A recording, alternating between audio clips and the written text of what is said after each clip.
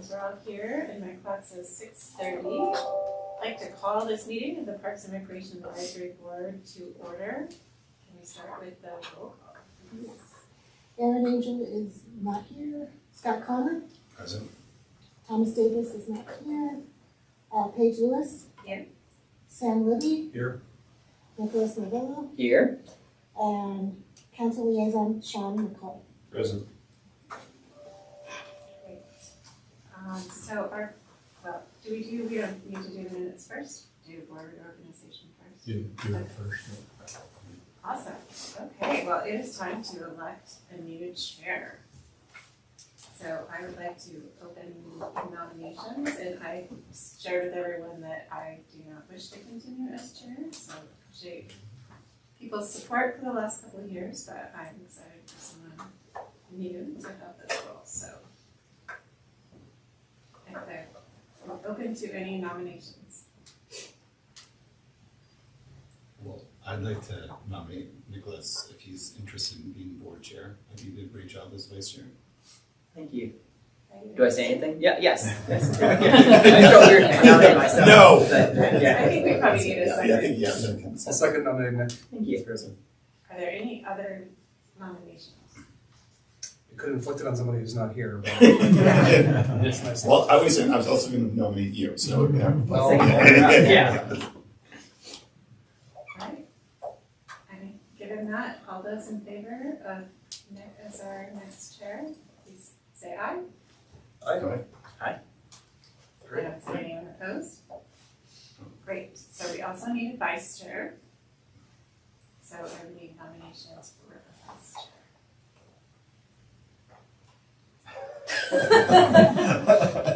I'll do it, man. Okay. Do you want to nominate? I'll nominate Sam then for vice chair. Great. Thank you. Yeah. Well, behind the string puller. Is there a second for those? Yeah, very You don't second. know the amount of paperwork as well. Are you seconding? I'll second. Okay. All those in favor? Aye. Awesome. Great. Great. Thank you. Awesome. And I'll switch seats That's- with you. Oh, wow. This is like official. Yeah. Did not expect that to do that. Yeah. Okay. Ceremony of playing of music or some sort of like. Yeah. This is your turn.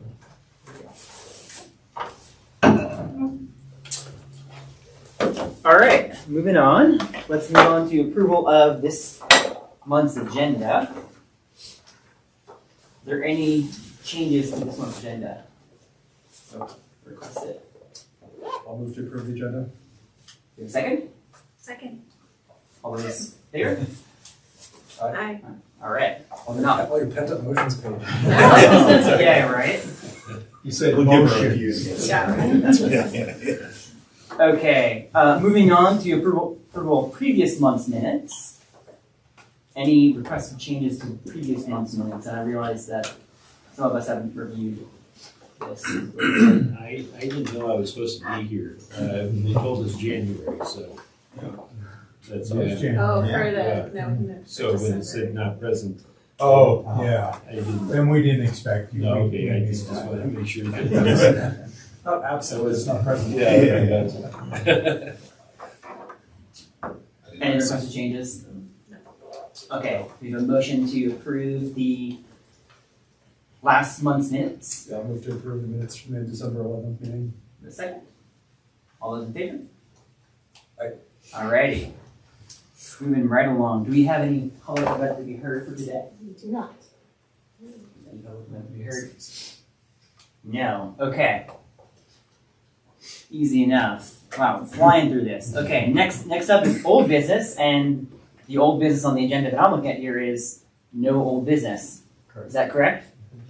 Okay, fantastic. All right, then moving on, we'll move to new business, and you have plenty of options for this. So first up is Parks proposed municipal code changes, and who's going to be driving this? I'll take you.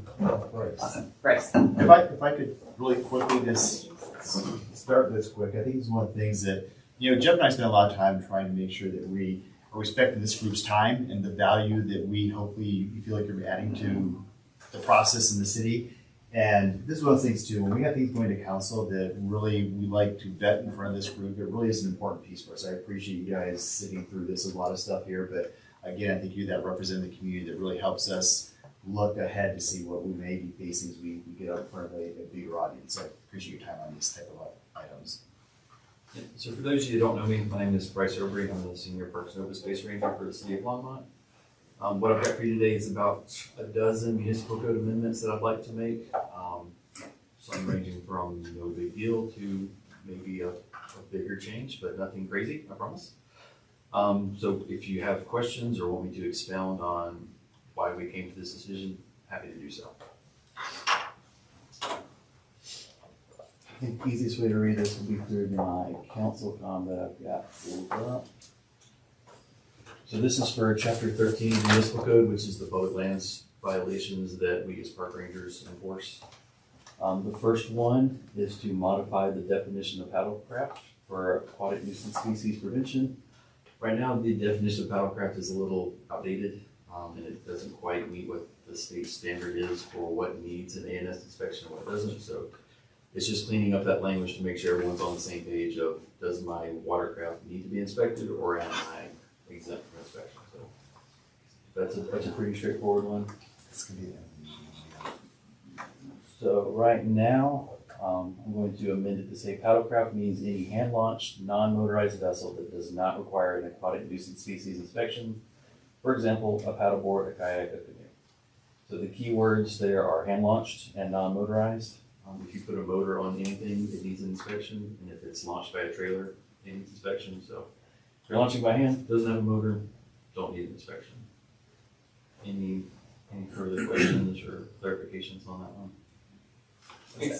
Any motor, I assume, electric motor or gas motor? I tell people, if you put a motor on your front door, then your front door has to be inspected. It doesn't matter what it is, as soon as you put a motor on it, it falls into, needs to be inspected category.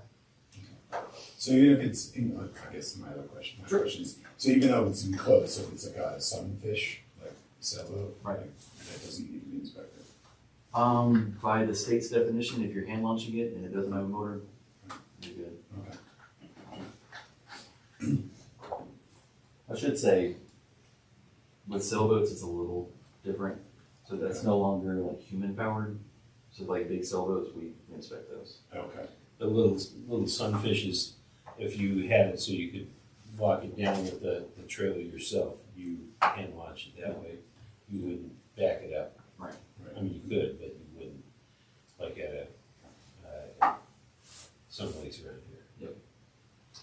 Why not go farther on this? Like, not that you should, I'm just saying, like, why stop here, and is this a nuisance to rangers because you have to inspect 1,000 boats a day, or? It's more for public education and just to be in line with what the state requires, because right now it's a little gray on, I have my boat at McIntosh, am I supposed to inspect it because it's inflatable? And, just because it's inflatable doesn't mean it needs to be inspected, so. Just clearing up this language of what is a paddlecraft, because a lot of our signs say paddlecraft allowed, well, what is a paddlecraft? Just trying to get it all on the same page as what the state. Is it aligned to the county regs? Everything should be, if you're familiar with the state regs or the county regs, it's the same for Longmont, so it's not a change up for everybody. What about a paddle boat? I mean, that one where you're using your feet like. Oh, like a pedal boat? That's human powered. If you can launch it by hand, you're Okay. good. Just curious to see what we're gonna see out of it. I've only seen like a handful of those. They're, Kind of heavy. yeah, they're not super popular anymore. Inefficient. Yeah. Everyone wants their inflatable stand-up paddleboards now. Yeah. Any further questions on that one? All good? All right, second one. So right now, Longmont Municipal Code prohibits littering and dumping on public lands. Recently, David Bell and other members of this department approached about depositing human remains, like ashes, on city property. We're trying to respectfully amend the littering and dumping rules to not to say basically you can't deposit your human remains on our property without calling said human remains trash. That's what we want to avoid. So this will cover depositing human ashes, installing wildlife cameras, or engaging in other activities that are partially addressed by this code. So it'll say you cannot deposit, leave, store, install, or bury refuse, trash, or litter, or other items of personal property. exempt to deposit trash generated by activities within the park in designated trash receptacles. If it's full, you must remove it from public lands. So anything that's in italics is new language, and anything with the line through it is words that we're taking out. Did you consider just making a new item for this? Certainly possible, if we I don't mean, I want to. just wonder if you wanna get, because it is a bit of an awkward mix, you know, there's sort of like trash, which is clearly trash. Right, And then like there's other, and so I just wonder if it might be, Yeah, we I mean, looked at, I don't wanna overcomplicate, No, but that's- just having that's a what we're- storage of other items, new article Sure. might be easier. storage of personal property or however we want to phrase it. Yeah. Then it falls in, it takes it right out of the trash. The trash conversation, it's a hard part, just so this group knows, we got a good group of people that make common sense stuff. When people have their family event, this is going on, we've never interfered with that, we may have a conversation after the fact. If people call beforehand, I do have to say our rules and regs prohibit that under this, it's always an awkward conversation. Just so you know, I think respecting people who wanna have that last time with the people in a park space, be it the families out there with the kids, and like, my kids are really playing in human remains or ashes, or the field staff is having to mow and weed in the area. It's really an awkward conversation, so I think this is a, why we wanna try to clean it up, and maybe that is the right way. It's easy enough to just say, hit enter, put a new number beside it and say, this is our I just think it might be depositing of personal simpler, possessions. so you don't property. even raise that That question. question, right? So I don't want grandma's ashes to be associated with trash. Yeah. Well, and you've got other things there too, I mean, with the, game cameras and That's other true. properties, so I think Installing you could do like a, What's the policy now on, geocaches? You can't use them, do them? If we went by letter of the law, are you adding private personal property to public lands? Yeah. Yeah. That's what it seems. What if it's public property, because anybody can do it? Right, because you're not asking to ever get it back. Right. You're donating your property to the public. You didn't want it back either. Yeah, you can flick a cigarette and say that it's a public donation, but I mean, really, I guess it's the addition of an item to a natural environment or built environment. We know they're all over in the parks, right? Yeah, of course. I don't want to be the ranger that goes through and takes everybody's fun away though, so. And there's always the, ability to get a permit to do something that isn't specifically addressed by code or is in violation of code. And that's something that's addressed by this proposed code update as well. That would, I think, pretty appropriately, clearly address geocaching. Does David have the authority to approve that? I think one of the things too that, with making rules and regs, Longmont's been pretty fortunate, things have not been a problem yet. When they become a problem, you end up making a rule reg that applies to everyone. Once at the county, geocache became a new thing back then. And people were like actually taking big boulders off the fronts of dams and hiding stuff under them. And they're putting them in munition containers chained to trees. So it came up with, it has to be a clear container, you can see through, you cannot disturb soil and stuff. So I don't think we've seen any of those impacts yet. So maybe we let this one kind of go to see if it becomes a problem. But there definitely are things that, we had to have bomb squad. We have a ammunition container chained to a tree. It's like, what do we do with this, and who's going to be the person that opens it up? Right. So I think the sport in and of itself has evolved, where people are making better common sense choices, and I don't think it's become a problem at this point yet. Yeah, but I mean, I've also encountered the bomb squad response Yep. with someone that they had basically a metal pipe with fittings on either end and a cable coming out. It looked like Oh a my fuse. gosh. That was a previous park system I worked for, but it sounds like it happened here as well. Yeah. But I think, it seems to be, I feel like it's a little less popular, that there's so many other kind of like virtual and augmented reality. I'm Right. sure like anything we can imagine will become a problem eventually Yeah. on the park system. Is it fair to say there's a distinction between the definition of the code and enforcement of the code too, right? Like, I have our discretion. I try to be more spirit of the rule than letter of the rule, but I mean, at some point I have to follow letter of the rule. But yeah, I have discretion on this is okay, this is not okay. But like we saying, we try to apply common sense where we can. I don't want to be the fun police taking all the fun things away. But. Jeff's like what Are you there- are. Jeff's like what you are. You know, so, Are there times where it is okay though? And I mean, you said sometimes you have to do the letter of the law, but is there just times where it's okay to do things? What are things?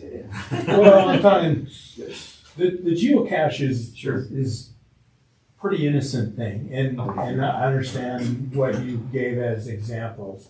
But I would think most people, they want it to be small, they want it to be somewhat hard to find, and to penalize them for other people making bad choices, I just hate to see us do that. I'm gonna go back to, we have really good ranges, understand they have discretion. I think you could enforce the bad behavior or things, if someone's doing things I've seen in the past where people are with shovels, they're moving rocks off dams, so that falls under other parts that you should not remove, violate, destroy, mutilate. You could probably write under that. And I do think if this getting close, these guys are really great at having a conversation with people to say, this is gonna stay probably off the books as long as we do it in a smart way. And that helps. I'm sorry, speaking for you guys. No. Again, he's got a great group. I've seen a lot of people that always going to go with that black and white piece of it. And I think, again, Longmont has a group of people that really understand what we're trying to achieve to support our community, but also protect those resources. So, Like, is it a public safety hazard or is it resource damage? That's, if there's no to both of those, then, I mean, I get accused of being the fun police. I try not to be, so. And we'll talk about in Amendment 4, that's gonna come up here in a second, about kind of exceptions to the code that can be made under David's authority as the director and through a permitting process for either commercial, special events, research, kind of things like that, and kind of better clarifying that process, and Bryce will talk about that. Do you feel like this is included in golf property? Golf isn't public land, so no. It isn't? It Not is. by the definition I go off of, no.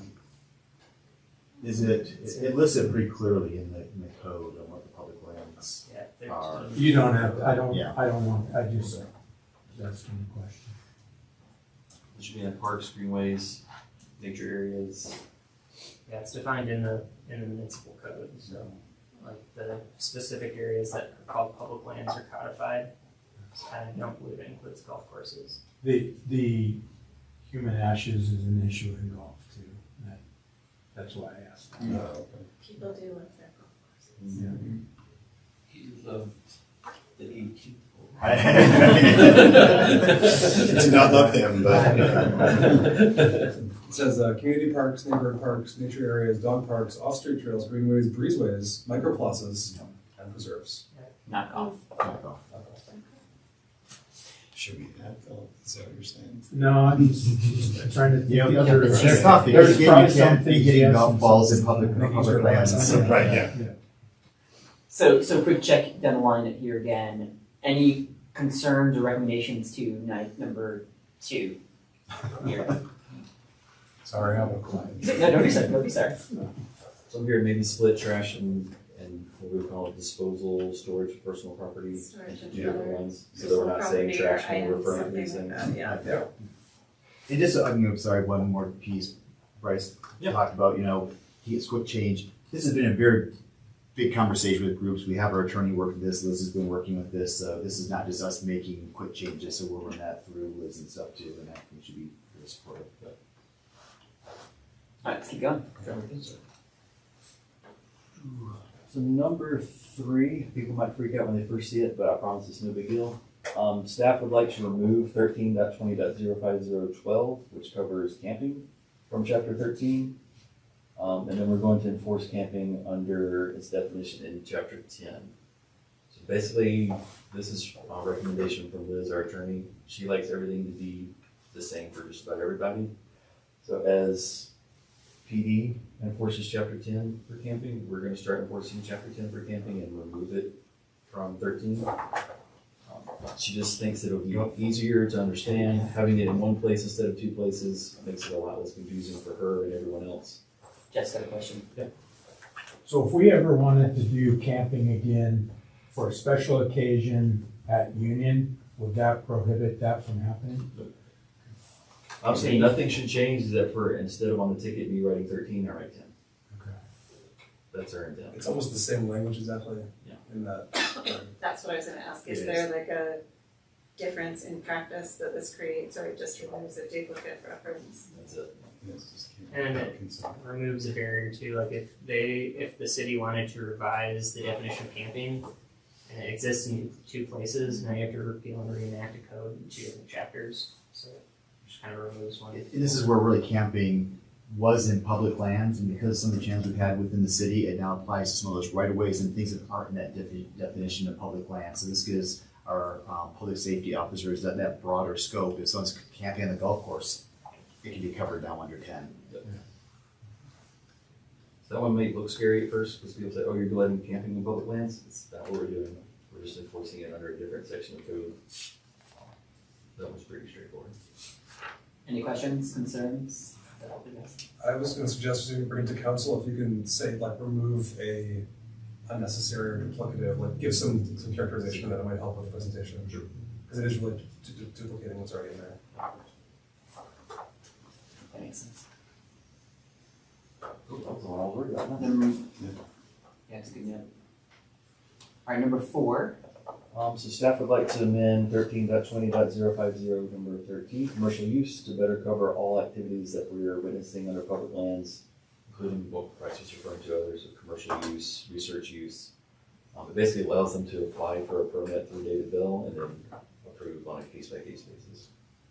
Right now, we don't have a really clean, easy way for people to do these activities that are kind of gray in the muni code, but this will give them a nice, easy permit to do things that we deem appropriate. What are some examples? You've had some people request what research projects that they've buttoned out. Yeah, so we've had a variety of special use requests at Button Rock Preserve, which is our protected watershed, as you know. Some of them are things that the city has been interested in pursuing, as citizen science, for instance. David and I worked together to allow a citizen science project in partnership with Trout Unlimited that has a stream water quality sensor that is maintained by citizen scientists. Everything from that to commercial fly fish guiding, to foot races, to guided climbing, and everywhere in between. There's currently not a clear answer to that, or for the public when they're looking at our municipal code portal, it doesn't tell them how to get a permit. We have the use of public places permit system, but that is not tied in a sensible way to our code language. So what this would do is take advantage of that permit system that already exists and the review process that already exists, so that David doesn't have to create a one-off letter authorizing, said special use on public lands. It creates a more objective kind of criteria for that, which seems more fair and just more streamlined and efficient for staff and for members of the public that are looking to do something. So Jeff, I have a question about this. But if I could just go really quick, I think that, again, like the citizen science piece, again, I had to take that sort of in the spirit of the law and what I think Longmont residents want to see. People do this kind of work as we want to see it. This wasn't really clear. That helps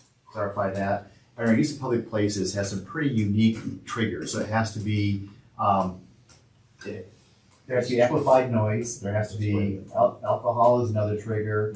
There's 25 people. There's no number limit on it before. There was not a number piece. If you're setting up a table or a vending area, and there's like only one of amplified music, I say that one? So Awning sign. Awning or sign bigger than a card table. So these are weird triggers. The guided fly fishermen would not trigger any of those. A group of 25 people go up there and climb would not trigger any of those. So I think that's one thing we want to do, but I think Jeff has a good point on there is another system too with recreation. Because some of the things we're talking about, David has delegated to recreation. Yeah. Do we have to go back to him every time then? I want to make everything easier for you, so. Okay. What's the? So the fishermen that you talked about, fly fishermen, recreation does all of those agreements with those folks at Union Reservoir and with some folks over at McIntosh as well. That since we're already doing other applications, it made sense that we did that as well. So the thing triggers it, one thing, show a traffic control plan triggers it as well. So like a foot race that has to close intersections and stuff would trigger the UOPP. So what about, you guys also oversee Rogers Grove? Mhm. So, every year, I know some groups like the Longmont area DIMS have kind of a picnic there, and they have amplified music. That goes through, city manager's office and they get a UOPP. Yeah. Okay, so they're not just, No. signing up to use the park. It's a much. If they're being honest. So, and I'm not picking on them, No. but a lot of people do a reservation for a park shelter and they say it's just gonna be my family, Yeah. and then the family brings 100 of their friends, Close neighbor. which triggers something different, so, Okay. so. I have a related question, if we want to talk about this later after this, you guys let me know, but it's about how the city coordinates all this science and research that's permitted on public lands, and so do you guys have a record of all of the individuals or institutions that have implemented research projects, and do you know where they are, and are you monitoring them? So Make sure they're appropriate, do you get the results if people are doing I'll let studies? these two start in case there's things I don't know about, but I would say with the two of you. I think there's two things that come to mind. First response is we probably don't know everything that's going on because it has not been clearly required by code that you have any kind of authorization to do a more involved, intensive research project that might disturb public lands. When I looked at Boulder County, City of Boulder, Fort Collins, other nearby ordinances and codes, I think that regulation that they've adopted is so that they can start to better understand who's out there, what are they doing, and then also benefit from the findings of these projects since they are in the public domain. So this would help us better understand what's out there and benefit from it as a natural resource manager. However, I think we do have quite a bit of knowledge of the projects that are being pursued by people that are being honest and are engaged and are looking to get permission before doing a project. We have a small research grant program. We actually put dollars out there to bring people in to do that. So Jim Crick and that group and Danielle are the ones that are really going to start a better job of cataloging that. I bet Dan probably has a file someplace on paper where that was, but really do a better job of seeing where these things line up, and we can really do a better recall on this. But if they're coming in, being upfront with us, we are really saying, yes, you can do this, but we actually get access to your data and your information too. That's the kind of the trigger that I've always used. This has to be, if this is for a private entity, it has to have a public good, and that public good is us receiving that information. If you don't already, I think it would be great if you had a database that, where, That's a say Danielle. what are all the projects that are happening, somebody could look it up, because if it is public, to make sure it could be public. I don't know if we're that accessible. You'll hear me oftentimes now with splitting of Jim and Danielle's positions, where Dan was doing a lot of great work trying to get people that are doing research to get baseline, but that depth wasn't quite there, and that's where my expectation from Danielle and Jim is that depth will now be there. It also provides a mechanism to protect programs that have been going on for multiple decades, like the Plains to Park program that from Westview Middle School that has been doing research up at Button Rock as well as in Rocky Mountain National Park. This allows us to very clearly issue them a permit to formalize what they've been doing with letter authorization, I believe, from a former director. So just making sure that we're both vetting things that happen in the future and protecting these longstanding research citizen science partnerships that we've had in a way that benefits the people of Longmont and the resources that we're trying to manage. My only comment was, I think it was good. I think I'd like to see the definition of an event and 25 people in definitions, not in a code segment. So the definition of a special event is not limited to that number right now anywhere else that I could find. Is this the first time using this, John? Yeah. I think putting that in 1337, the definitions in 13 rather than here makes more sense, I think, or something like that. Why 25? Why? The biggest thing for me on this is that it's the impact. It's not really this group as much as our maintenance and timbers group. If you don't have people doing some sort of notification, if they don't even need a reservation on doing it, you get an event that has 25 people, and all of a sudden we show up on Monday and the trash is overflowing and we get complaints. So for me, it really is just an operational piece to help us do a better job of managing our parks. I believe it was also the or the trigger for a reservation for the shelter. Is that for the picnic If shelter? you want guaranteed access, you Yeah. need to reserve I think it. that also came from that, and then it was similar to or more liberal, I guess, than the restrictions from surrounding agencies. They might have a lower threshold, like City of Boulder, Boulder County, Fort Collins, but I believe it mirrors that requirement for the picnic shelter reservation system. So again, not trying to put a barrier for people, but trying to make sure our parks stay clean for that next group of people, make sure that we're managing the uses that we're getting out there. And there's no fee for this, so it's not like they're reserving a shelter, but they're coming out and they know to go to Macintosh and put up a tent, that we can try to think about how we manage that. Is there a fee for small commercial activities, like if you're hosting a yoga class at Thompson Park for That 10 should people? be going through That goes through recreation. rec, okay. Should be. Again, like the idea of where we'll go to find that out if they have good information, I'm happy with that. It's not a comment, just moving that to define some roles. Cleaning it up that way. Yeah. Anything else for you? Great, thanks, Sam. Let's keep moving. Item at 5, we propose to amend 13.20.050.818 to allow for model rockets to be launched in a designated area after receiving a permit from recreation. This area would be the baseball fields at Sandstone Ranch. Longmont Fire has already approved this activity.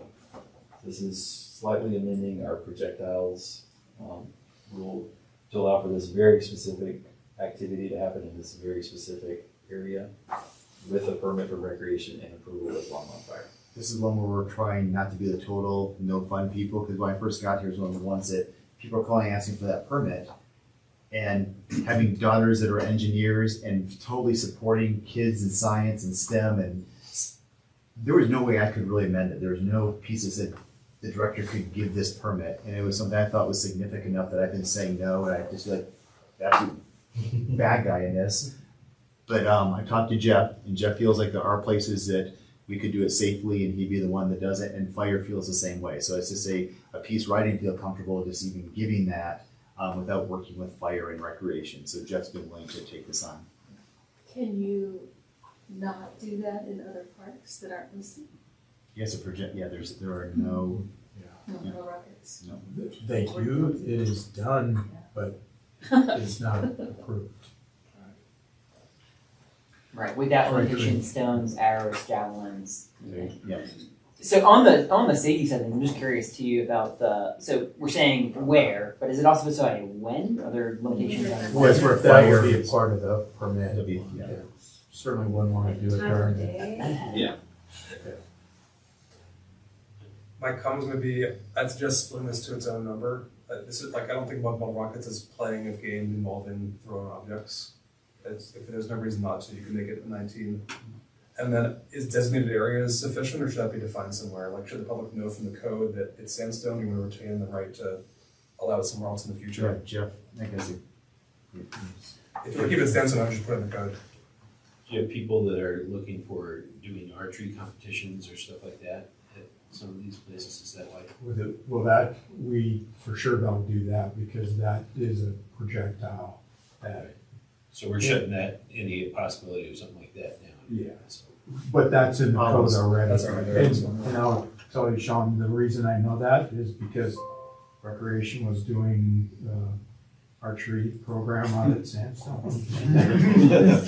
And Dan at the time said, hey, you're not supposed to be doing that. we all learned Yeah. those lessons. I actually again was at the county and had kids like shooting paintballs in a open space, and I could go in your backyard or someplace. You can't even do it in your backyard. There's no projectiles in the city limits even, so it's it's a tough one.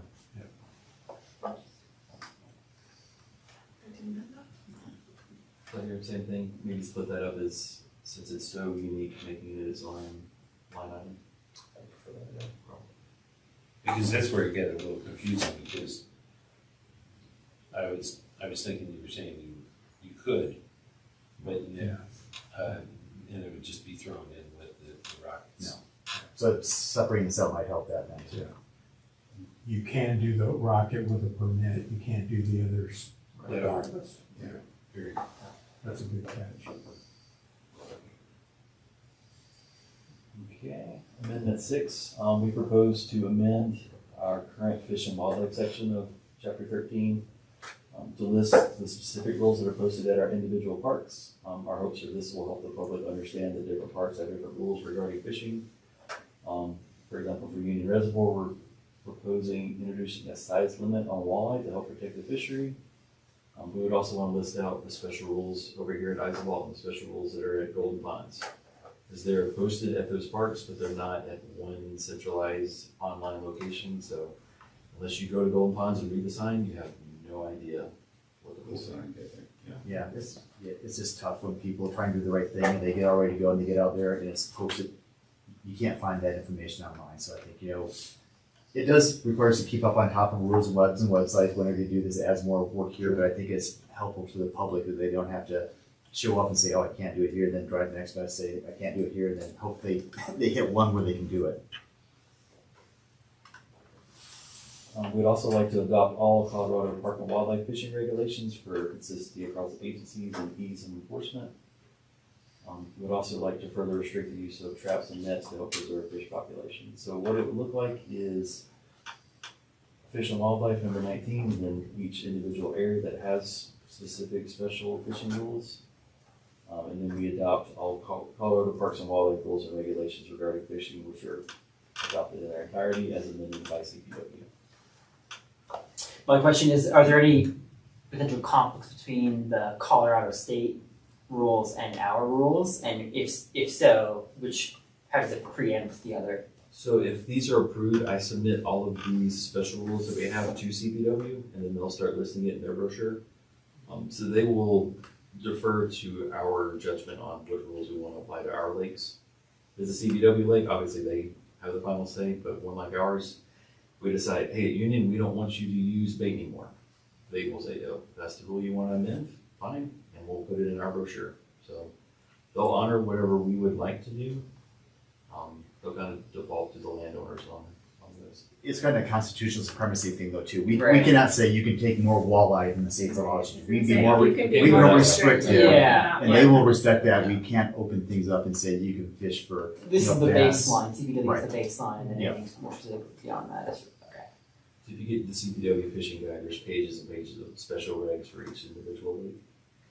Got it. And they publish them in Spanish and in English each year, and they provide us with as high of a stack of brochures as we think we can distribute to people. And they're pretty good about making sure that they're accurate. Any other questions from the group? Another big thing that this does is it makes it where I can enforce CPW law under Longmont Municipal Code. Like if you don't have a fishing license or if you're fishing with multiple rods, it makes it a nice, clean, easy way for me to enforce that. I had two questions. Things like bag limits and things like that, is there a time bound part of that too, or is that per day or? Per day. Okay. And that's just a There's well-known bag and possession. decision. Possession is, I have to go to your house and look in your freezer to enforce possession, so that's kind of outside of my realm. But you feel like it's sufficient? Yeah. A bag, okay. The other one was, the amendment to 20, I think makes sense. I would just maybe say that, this seems to contradict what we just said, which is that the city can supersede the state law. This says we've adopted all the state laws here. I think we should add except where superseded by city law. or something like that.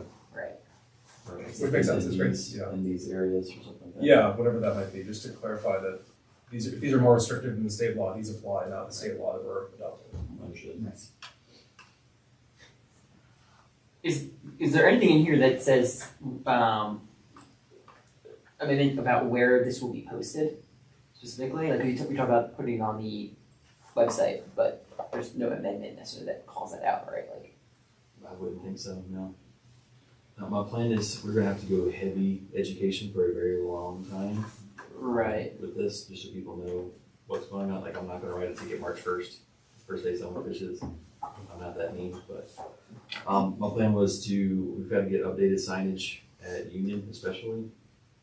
Printing little handout cards that I can give to all the fishermen, like, hey, here's the new bag limits. You have a grace period until June 1st to learn this, or whatever date we decide, and go with education for a while and see if that works. Do you think the fisher people at Union are gonna be upset with these changes? No, I should have added somewhere in this, but we did a bunch of surveys this year at Union, and everyone was super supportive. Okay. Especially the walleye fishermen. Yeah, I think as far as where to put it, I think these are important things. We put them on our website, pulling up, because, you know, our judge is very good about the fact that he expects people to go to the municipal code and read it. We don't have to, if you're using public lands, it's your responsibility to know all the rules and regs. My piece is, let's try to make it as easy for people to do the right thing as possible. So we'll try to put it as many places as possible. Yeah. Fishing pier, entryway, yeah, everywhere that people are fishing. This is not supposed to be like, I got you. I want people to know what the right thing is and then do that. But I just want to be clear that that's the where the rules are being presented is separate from the actual amendments that are taking place here. It's a separate. Yeah, I don't think there's any municipal code guideline of like how many places I have to post it or where. Where. It's gonna be, I guess, our best judgment on whether most people are gonna see it, where it makes the most sense. If anyone actually checks the actual Right. ordinances, right? I'll give the fishermen some credit. Most of them want to do the right thing. Yeah. They want to be educated on what's the bag limit here, can I use bait here? For the most part, they're good for folks. And that CPW guide will, once we do this, they will start putting that into all those special, every lake will have has a section in it. Got it. Any other questions from Cynthia? You can keep moving. So Amendment 7, we're gonna create an exception in Chapter 13 to allow certain e-bikes that can safely utilize the trails and greenways. This is similar to the language that I've used before that allows e-bikes on our trails. Whether we like it or not, e-bikes are there anyway, so I guess you go technically, we don't allow motorized vehicles on trails right now. Is an e-bike a motorized vehicle? Yeah, so Yes. would you rather we chase down every e-biker or create an amendment that says if you fall into these parameters and are operating in a safe manner, you're okay, so. What is a safe manner? How is that defined? That's what I'm wondering. Is there a speed limit? Is there a, like, clarification on they have to move aside for pedestrians? Is there? So right now, the speed limit is not in the municipal code, and I told David a speed limit's only as good as the radar I have shooting it. Still an indicator of expectations.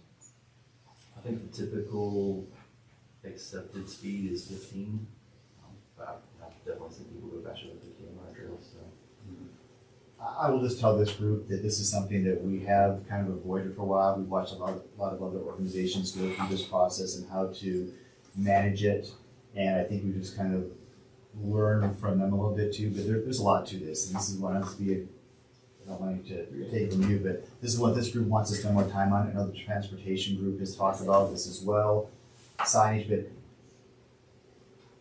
getting something in there so that one, we're not just tacitly saying that piece Jeff said, it's against rules and regs, but you go by as a ranger and they're not gonna stop you after you bike. So if we start here and say, we're gonna allow these things, and then we start developing a more robust piece on, do we need to get radar for rangers? Do we need more rangers to do that? I look at ski resorts, and again, you come down the bottom, it says slow, and you're responsible for what happens, and you know, there really is unfortunately a lot of, when something happens and you are not operating safely, then you become responsible. They have a healthy body of case law in their favor that they're not liable for anything. So Well, exactly, well, again, as a municipality, that's not what we want to fall back on too, we want to do the right thing, but again, we do have that, so it's going to come to the individuals and try to, again, want to make sure it's as safe as possible. So I'm happy to say, this is one we could pull and make this a bigger conversation, or start it here. That. I mean, and maybe you can convince me that putting something in there, I just worry that it won't get revisited. Okay.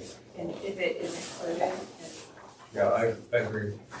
Good for revisiting it. Code 42 and 13-20050, just one is the general public lands section, does discuss wheeled conveyances. It talks about bicycles, scooters, skateboards, roller skates, rollerblades, and other non-motorized vehicles, and requires them to yield to equestrians and pedestrians and ride in a safe manner. So you have some teeth and an ability to ticket for It is that, specifically permitting a motorized vehicle without a lot of clarity around how that might be different. and under Colorado revised statute, I do believe that e-bikes are not considered motorized vehicles if they're under a certain weight class and watt power. Yeah. It was revised, I think, in the last maybe 5 years. Did you guys look specifically at the classes? I was involved in this for the county rulemaking, and there was a lot of discussion on class 1, class 2, class 3. We decided to not do class 3 because of this up top speed of that. Like it does require a pedal assist, but it's 20 mile/hour top speed. And that, I think we decided was just too fast for, pressure fines passed in the county. And 20 would be really fast in the Greenway. Unsafe fast, I think, so. I'd be into like tabling it to further discussion, of, comparable. It's a big piece, and I think that's for this group here, I think going in front of council is something that, may have the same questions and make sure that we've vetted it well and stuff is probably a good place to be. Does Bicycle Longmont have any information on this? Generally, we hate the class structure because speed has nothing to do with bike. Do you guys generally hate class structures? And In general, you go without any. Yeah, because so even though there's this index wearing like roadies that are in the group like myself, generally they're just like, well, a lot of people hate them because they're trying to cut through on greenways from one place to another, and so we treat them the same way as like a class 3 bike. So it's your behavior and your overall speed, not the conveyance of that. Because when people buy the bikes, a lot of times they don't know the whole class structure and how fast the top ones can go, and they're just buying it because it was used on eBay and it fits their sort of thing. So that's why it's a little bit difficult. I think, but so Colorado has gotten a little bit more away from the classes of bikes sort of system too, because there's a lot of modifications, there's a whole bunch of things that go on. Bikes going down hills and things like that too. So it drives people crazy. As the guy who rides the motorized unicycle around, definitely don't want him on the Greenway. Oh yeah, I mean they're just stroller. Yeah. but there's a lot of one wheels. I mean, there's people Yeah. who use one wheels all over the place. Saw that guy go down Heat Highway. He's He has a motorcycle helmet? yeah. He's his survival instincts must be very good. Yeah. I think he's sitting there at 45. Oh, yeah. I mean, he's it's keeping scary. up with traffic. That's helpful, Scott. I think this is the right group to start having that conversation, but I think this group knows that we are aware of it. It's something we've been fortunate, and I do think that, my opinion's changed over the years too. You start looking at equity and people that, we have a pretty significant greenway system that is, transportation oriented. A lot of people are using it to, efficiently get to and from work or events and stuff. So I think that it's part of the time that we look at this. Yeah, and anecdotally, like the farmers market bike valet, which a lot of people are coming off the greenway to get to, it used to be 1% electric bikes, and it's like 50% electric bikes now. Kids through elderly people, it's all over. It's like just so there's no difference in calling it electric bike or bikes now. You just have to be like those objects. Really, it's really what it is. It just drives us crazy. Expectations, like starting if they are really becoming so mainstream, making sure that expectations of sort of safety and behavior are also mainstream. One more technical question on the language of the amendment here. It says designated roadways within public use, but it's not specifying any of that here. Would that be part of the definitions, or how do you see that playing out? Is that be something that would be posted elsewhere outside of the ordinance? Sorry, repeat your question. So it says here designated roadways, Yep. but So it's unlawful to operate a wheeled or tracked motor vehicle except on designated roadways open to public use. Yep. So how What are is a designated roadways? roadway? Yeah. Which roadways are designated? Is that specified here? Well, no, it's specified in other parts of the code though. Where? Isn't that a reference to like the rest of the roadway system, like as recognized by Bike state lanes, law? that sort of thing. Like, Like proper roads. like cars are not allowed on the greenways, but they're allowed on designated roadways. Oh, I Is it see. 14 or something like that? Proper, yeah, transportation. The So again, remember, these all read is unlawful too, that's what our codes are.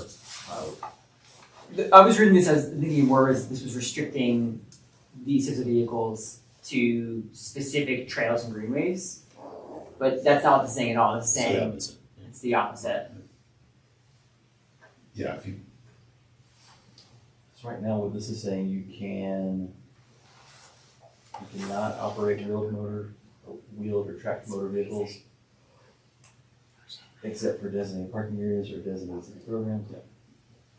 Yeah, I think designated roadways would be like the bike lane, regular roads, that sort of thing. But my intent is to allow e-bikes onto our trail system. Just right now, Every they're not trail allowed. without exception. Every paved multi-purpose trail, right? Yeah, I think that's where we have to Right. look at, I think, as you talk about like pressure fine, I think, as you look at the equity piece, and a lot of our greenways are really a kind of transportation corridor, because kids getting to schools or farmers markets, but we are gonna have some more pressure fine things put in, kind of where those natural areas, and we wanna think about that too, so it's, I have 5-year-long greenway detours, right. pressure fines. Maybe there's a world where we want to limit the use on specific roadways that are not considered designated roadways. So Right. is it an option for you to just pull this part and revisit it, but move Yeah, let's forward just with do the others? Yeah. Yeah, so. I don't wanna hold up all your stuff. Yeah, and then it also like it sounds like the transportation board and the Right. have this conflicts with the Vision Zero program is something we definitely want to dig into. It's a big topic. All right. Okay, so this is similar to what we talked about with the fishing regulations, but we would like to add to our water-based recreation section to adopt all CPW boating regs to ensure safe operation of vessels on City of Longmont waters. These regulations include but are not limited to use of life jackets, reckless operation, and registration requirements. So right now, if I wanted to write someone for no life jacket, I have to get kind of weird and write you for a violation of posted sign. I don't like doing that if I can avoid it, because that's just kind of, you should have read the sign, you didn't do it. I like to be much more clear and concise of what I'm writing you for. So this will allow us to adopt all of Colorado Parks and Wildlife's boating regs, which include, like I said, life jackets for kids, registration of your vessel, safe operation, overloaded watercraft. That's all what the CBW has already written.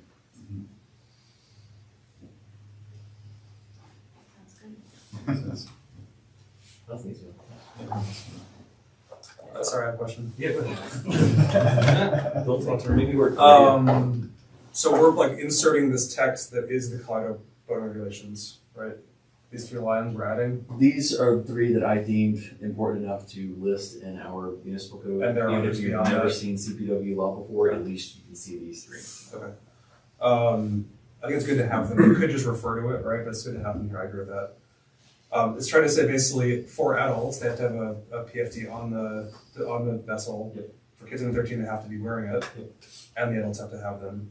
And then the third one is where I was a little bit interested. It says all boats and vessels. So is that saying that anything you're on the water, for example, the door with a motor? So is it required that you register paddleboards, canoes, kayaks, those things? You have to register motorized ones. Okay. So if you put a motor on your paddleboard, which some people do, yes. So this is intended to refer to motorized boats and vessels. As just adding that somewhere if possible. And part of that is because the motorized vessels are participating in the ANS program, and your registration is how you pay into the Yeah. ANS program. So I think it makes sense. I wouldn't know if I had a kayak if I had to register with the state. I can just amend that and say all motorized. Yeah. If you're trying to copy their words, I wouldn't amend their words, but whatever. If it fits, it fits. That's yeah, what I mean, there are a lot of people who register to commute all the Yeah. time. the sticker. They advise you to do that? Yeah. Just in case I find it, I can move it. Yeah, exactly. It's easy to find it. Underwater. Yeah. We have that at McIntosh this year. With something solo. Where does it say that we're a PFD on a paddleboard? You don't have to wear a PFD, you just have flotation plates. Yep, so by the state's definition of vessel, a paddleboard is a vessel, so It You're says over you have to- 13, you have to have one. This says you have to have a wearable EFD, is not what you just said. It said, I thought A was, it has to have, Each person on the vessel has to have a wearable. wearable, sorry, I missed the wearable. You're thinking like a lifeguard. I was thinking throwable, yeah, throwable. So those are required for the class 2 vessels, so the bigger ones have to have a throwable, Right, over right. like 20 feet. In addition to one per person.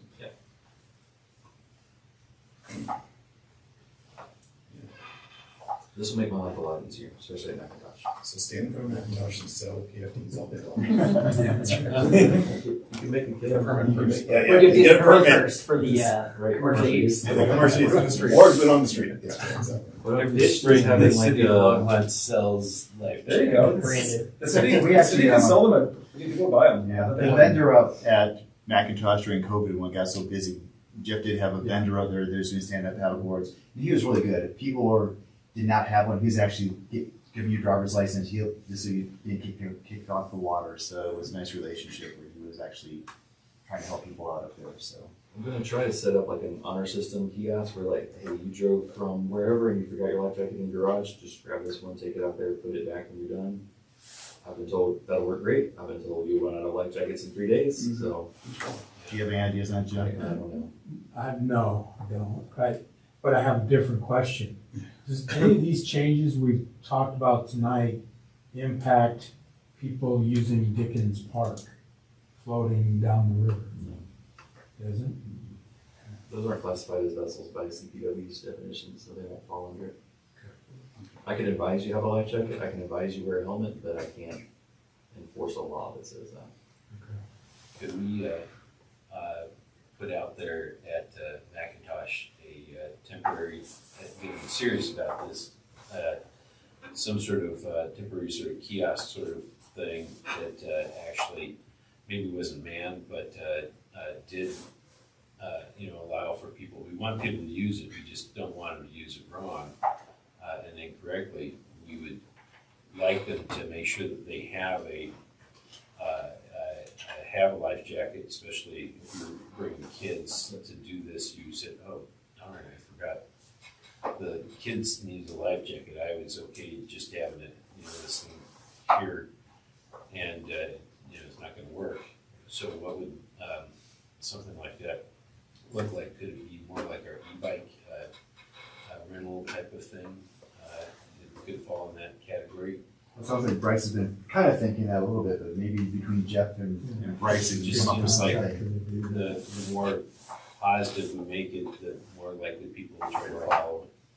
I would like to think the honor system would work. I could be There's no honor among thieves, as they No. say. Maybe if I get a junky enough life jacket. I was gonna say, the kids have really like ugly life jackets, like big orange, Yeah. And I can spray paint City of Longmont on them and it's real ugly. Oh, yeah, but I've known people that have taken city signs Street off there to signs. say that, so they're like, oh, that looks great. I think it's a challenge with staff. Like I was thinking, a union where you have staff during most of the open hours. I honestly think the city should sell them, like get some money in that. I think people would buy City of Longmont life jackets, you can get them branded, whatever. But Macintosh has no staff, so it'd be harder to do that.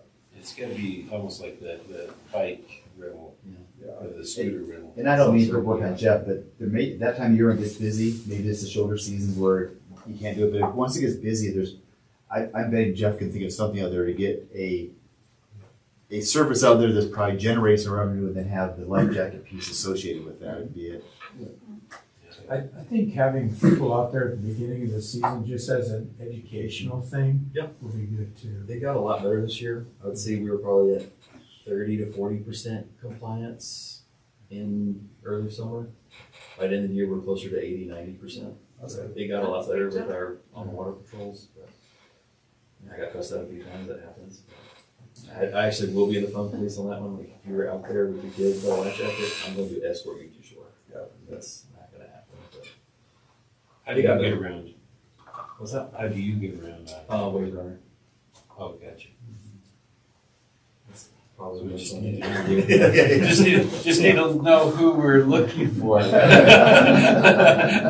always key up on dispatch, like I am on the water at Macintosh. If someone calls the cops, it's just me.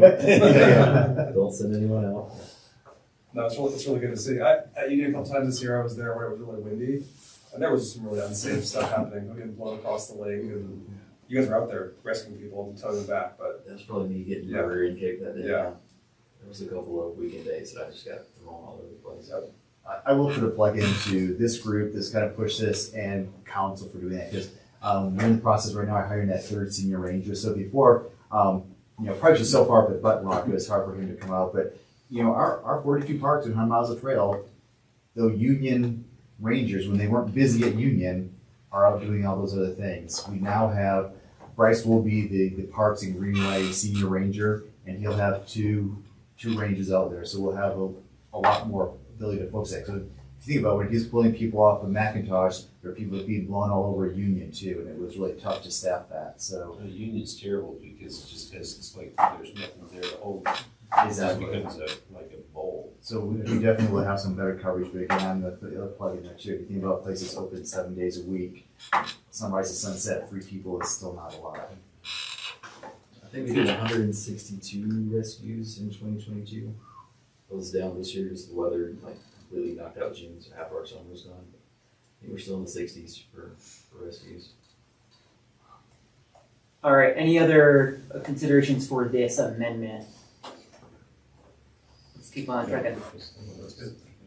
Okay, so we're going to introduce a hazardous activity section as a catch-all for certain actions that are not covered by other ordinances. These actions would include landing aircraft, boat operations, and jumping from bridges. So this leaves a lot of discretion to the ranger on how do we define what's a hazardous activity. But a hazard to the safety of the participant or other persons exempted areas where such activities are specifically authorized. What are those things with the parachute and the motor and they're fun? Yeah. There are times where they have been landing on the soccer fields while soccer is going Yeah, we on. almost landed on people at Sandstone this year. Yeah, That's kind of what inspired this. okay. Paige? I just wonder, so this will say, I guess I could look at that, what will it say exactly, that these are, it'll be that metallic text, right? Yep, so it would be unlawful to engage in any activity which constitutes a hazard to the safety of the participant or other persons except in areas where such activities are specifically authorized. and is that in a section that makes it clear sort of what constitutes a hazard? I'm just thinking that could be, No, I think he's saying it's open for interpretation, so you can say. right, but, Now I can list such as this, and this, such as but not limited to this, and this, but currently I don't have that. it's probably fine, but I just wonder if, hazard is subjective. It is, and I'm just gonna go back It's pretty to, open, so, but, the jumping off the bridges was a big thing Yeah. that, we had to try to figure out how to do that, and it was really tough because there wasn't anything that would truly address it at that time. I've seen people using the bridges to rappel off of, which may not be unsafe to them because they have equipment, but the people underneath it don't. And I think for this, it gives the rangers the opportunity to have that conversation. And you gotta remember that if they do write the ticket, you could head up to court, and these guys have to feel pretty comfortable that they can articulate why they wrote something that was a hazard activity in front of a judge. Any of this include drones? We have That's different in drone another section. keys. There's an existing code Yeah. referencing it might drones. be helpful to put just some examples, Yeah. including but not limited to, just so, it's not like somebody out doing taekwondo or karate in the park or so, you know what I mean? Right. It's One of the these worst extreme stranger contacts things. I've seen was pretty much just like that. Yeah. I probably wouldn't have talked to him about that, and he kind of stepped on it, but I would have just let him do his thing because he was 100 yards from anyone else and not bothering anyone and not creating a hazard. But That's what I she mean. elected to contact him, and he let her know what he thought about it. There's some guys sword fighting at McIntosh the other day. Yeah. Yeah. What? Not like sharp swords, but practicing some kind of sword fighting art. Oh, that's a reenactors. Yeah. Full armor, full contact, medieval. Yeah. Yeah, Yeah, I that mean, and was that's, no- this is to my point of why Yeah. I think just giving some examples of things that are clearly, we mean these things that are clearly a hazard, Right. not, Like, you know. don't land your aircraft on people. Right. Is there anything related to the potential remedy or penalty for this? That's my very last thing. Okay, alright, well, I'll hold that then. Number 10. So we're gonna introduce a Union Reservoir section to address some specific issues that we are witnessing at the lake. These are maybe rules that are unwritten, so unenforceable, so I'd like to get them written so we can enforce them. That includes requiring that annual passes be permanently affixed to windshields, so this prevents sharing of passes and people swapping between cars and giving it to their neighbor. It's not fair to people to do what they're supposed to, so we're gonna require that your annual pass be permanently affixed to your windshield. That's been the practice, but it's just not written anywhere. Also allows for metal detecting in certain areas of Union Reservoir, provided that your holes are responsibly filled in. Then it also adopts the longstanding ban on personal watercraft that's not written anywhere, but needs to be in the code. I can tell you can't use your jet skis, but there's nothing that I can point at that says, see here, it says you can't. Just like we just say no. Because I don't like it's saying weightless, Right. but they don't think that a jet ski creates a weight. It does, which is why they've always been banned. I'm just putting it into words. Good. These are not allowed. Zipper out. But if you want a water ski, you just have to paddle fast. Right, or you could argue that the electric boards allowed. Currently, yes. Yeah, And I've had Yeah. dozens of conversations with them, and they understand what I'm saying. Right now, they operate in a responsible manner. They do everything they're supposed to. They don't create a weight by the nature of their watercraft. Yeah. So, like, as long as you guys are doing what you're supposed to, and I don't get any complaints, and my boss doesn't tell me to do something about it, by all of our rules, you're fine. But as soon as you start abusing it or doing things that are unsafe, or I get a ton of complaints, we're gonna have to revisit. Yeah. Since I had that conversation with him 2 years ago, no issues. Yeah, no, the guy who I see all the time in Union Res is always good about it. There's about 4 people that are doing it right now, so. Okay, yeah, yeah, it's like a rig board with a motor underneath it. It's an electric surfboard. Yeah, it's like a hydrofoil. It's a hydrofoil. Hydrofoil, Yeah, hydrofoil. They're really eerie when you see the person like. But they just, they have a little thing in there, like a, one of across the those. line. They're very expensive, which keeps a lot of people from doing them. Yeah, so, but yeah, that's my fear, as soon as Oh, you. I've seen them. Yeah, not the big one, yeah.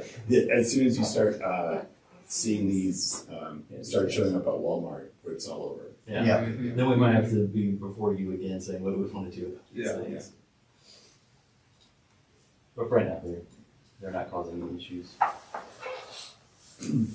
My only question was that added text you have below doesn't talk about, one of the things that's in the note, the metal detecting. Okay, yeah. So if you add language, I would add the language. So I do have a question about that, sorry. So you cannot remove or take anything from the public land. So if you find a gold doubloon out at Union Reservoir, you're really not allowed to take that. That's the property of the city. So I'm not sure encouraging people to, I can easily strike it. just a question. Does it come up, people try to do it? Occasionally. Yeah. That's the basis that I've used to prohibit it at Button Rock. I mean, you're excavating a natural setting, and then whatever you find is either a natural, artifact that can't be removed, or it's something that I need to book into property and evidence at the police station because it's of value to someone who lost it. But it is a common request. Like, there's a lot of people that really, really love that. Again, Well, I think we Is it could, excluded anywhere else in the parks? Have you said This is the first time that'll be in Union Code anyway. yeah, I think it's just been, Should you just Excluded. exclude it? yeah, I think it's been excluded just because you can't really dig up or take or anything, so Maybe you we just, should just make it permanent. It's just I think we just allow it at the new Dry Creek. I just think of somebody who, let's say somebody, lost a wedding ring. They're out there Sunset looking. Pool? Huh? Sunset Pool. Yeah. Yeah. All the time, I'm sure, yeah. Things like that in the sand and whatnot, then you have to, That's a discretion. that would be a call to me hopefully and say, can I get a permit to do this, or can I go out and do this, and you say of course, yes. yeah. It happened at Macintosh Lake this year. Yeah. That's right. Yeah, I think wanted to snorkel and that was text. find a ring. Oh, to find a ring, not just for, because that's. No, it's Yeah, just I like know, ring, yeah. I think. I don't know if he was successful. I bet not. I mean, I'm thinking that being on the I know. shore, maybe in a sandy area, there, let me find a ring in the hole. That's. So what do I, Well, so it sounds like the consensus is just exclude metal detecting altogether. Does anybody do like heavy magnet like stuff in any of the water? I haven't seen it using yet, no. Oh, okay. We have one for our own property retrieval needs, but I haven't seen anyone like try to magnet fish off of here or anything. Okay. I'm sure it'll happen tomorrow now that I've said that. Yeah. Sounds good. Wait, is that legal, like at Golden Ponds? you can't take Yeah, you're not anything supposed to or take take anything, anything or. right? To get some info. If someone takes Yeah. trash in it, if they pull a shopping cart in there and they wanna take it with them. If it's in a geocache at the bottom. That's good, as long as it's not ammunition. Yeah. If recreation's permitted, it's okay. Do you realize that rabbit hole you're down, that every attorney conversation with rangers happens at every.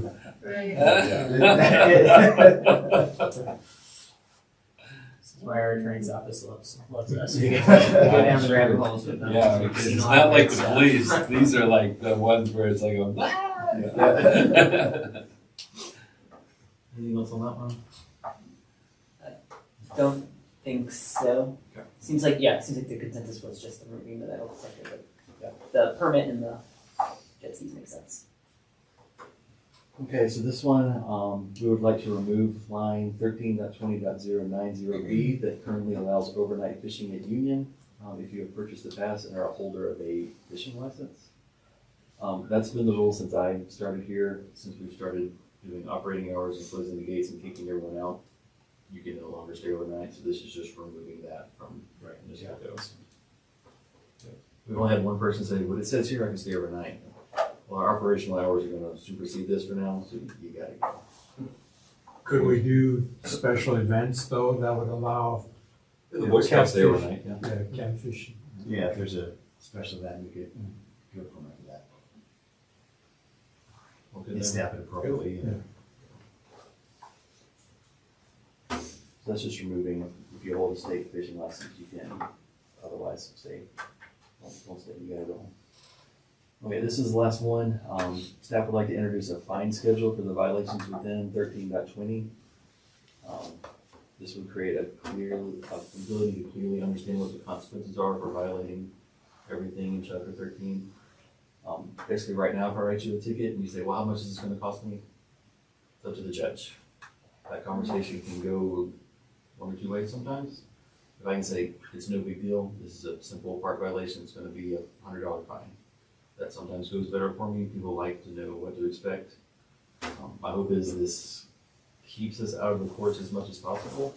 I don't want to tie up the courts with a whole bunch of dog off leash tickets. I'd rather people just say, yep, I have my dog off leash, it's on camera, I'm gonna pay my $100 and move on with my life. That's my hopes. I prefer to not have you going into court when we have three rangers. Right. Fair point. It's really. This is the rangers and the courts, the judges Yeah. have seen all these tickets. And again, Bryce gave it a good example, but, Price and I coming from the county system, we had it set up, we had that fine system that it was more of a certainty for the individual. It helped with the conversation.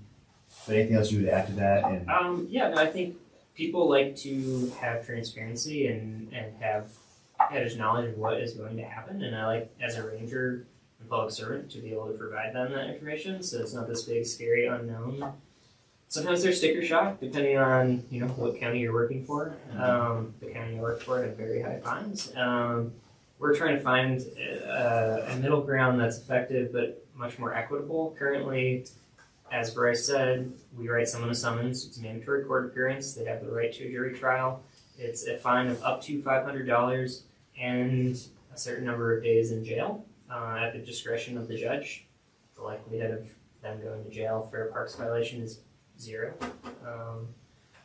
But it's maybe not the tool for the job for most of these kind of petty offenses that we are tasked with dealing with. And sometimes we're educators first and foremost as rangers, but a ticket is an educational tool when everything else has failed, our signage, our outreach, and everything else. So we want to have the right tool for the job, and a pay ticket is generally a more fair consequence, we feel, and I'd say that a large sample size of the public would agree with that, as opposed to this big unknown of you're going to have a date with Judge Frick and he will decide what that fine amount is, and telling someone that the potential consequence for this offense is jail time dramatically escalates our contacts. And we are well trained as rangers, but we didn't get into this to be in adversarial, dangerous interactions with people over, frankly, very petty behavioral issues that we're trying to deal with. So this is one step in that direction. And it's also been something that we have heard from the courts that they want to deal with the kind of congestion of our tickets that unfortunately sometimes occurs. So trying to save the kind of higher order offenses that we deal with within public lands for that, mandatory court and higher fine amount. But putting the large amount of offenses into this standardized $100, $200, $300 fine structure. The only thing I add is we're not taking away anyone's right to go to court though. Right. If someone doesn't agree with that ticket, they can say, I want my time in front of the judge. Whereas right now you are required to take that time off from work or whatever it is to show up and say potentially, yes, I did this, I take responsibility for it. What is the dollar amount that I have to pay now that I've entered my guilty plea? So we're trying to inconvenience people the appropriate amount for the behavioral change that we're trying to affect in as equitable a manner as possible. And there'll be a tiered system if you get nailed in, is that right? So for a vast majority of these chapter 13 violations, it'll be $100 for first offense, $200 for second offense, and third and subsequent offenses, a fine of $300 up to $500. And then we've included some of our higher level ones because we don't want destruction of property or fires in public lands to be just a $100 fine. Mm-hmm. So we've set those aside as higher level events, and the fine amount is up to $500. So those are the specific ones that we pulled out and say these level violations under these codes have this penalty. Up at Button Rock, are you seeing a lot of, like target shooting and stuff like that still? Less than when I was hired 3 years ago. There is a lot just over the invisible line into the national forest. It's probably the most popular area to do recreational shooting in northern Boulder County is the Johnny Park area just outside Button Rock. So, we're hoping that this reflects the gravity of the offense, the potential for damage to our watershed, to public safety, as well as the higher risk that we take on as rangers when we're contacting somebody. When you see these offenses, right, you've got hunting, firearms, shooting, target shooting, things like that, that we're taking on when we're making those contacts. That if someone walks away with $100 fine after shooting a deer in a park, that you might just go and do it again. So we're trying to address that kind of appropriately. But yeah, luckily we've been seeing less, so that's good. It's progress. But I definitely contact people with firearms up there. But most people are. You can walk with a firearm up there. And, you do not allow people to open carry in our public lands. You can conceal carry with a state, or with your concealed carry permit, or if you are a police officer enacting your duties. But we don't allow people to open carry firearms in our parks and public lands. I have 2 questions. First, I think everything you guys have said makes sense. I don't think the text that's in here makes sense though. In that I think the first, like A to me is still the language around the judge imposing a fine, not you guys imposing it, as a ticket, which is what I think we should do. Just clarifying that that's a discretionary fine for a ranger to impose. That's the intent, right? No, we don't have this. I mean, it's the judge is the authority. So this is just giving some guidelines as to what the judge will charge. So they still have to go to court and do all these things. Ideally, and what I've done in the past is you have 2 options. You can either pay this fine before your court date, or you show up on your court date. If If you do neither, then it's a failure to appear, we've got a whole lot of other issues. So this is kind of the legal framework, and then we'll have to work out the procedural Okay. end of it with the prosecutor and the judge. Currently, on the back of your summons that you would get from a ranger, which is the same summons you get from a police officer, there's information that says that 14 days hence, you can call this number listed and discuss your summons and enter a plea. And potentially, we tell people, like, you might be able to resolve it at that time. I think often people have still been required to have a mandatory appearance, so this is laying the groundwork for what we would hope would be a quicker resolution to a ticket that someone would get for a park regulation violation. Okay, and then it's the responsibility of the city and the police department to record first, second, third offenses, that kind of stuff? Yeah, that's all through records, it's pretty easy. Okay.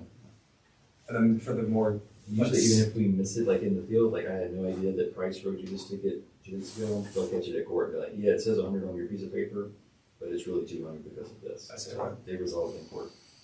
and for the more serious offenses, they would then have the option to levy that fine up to $500. That makes sense.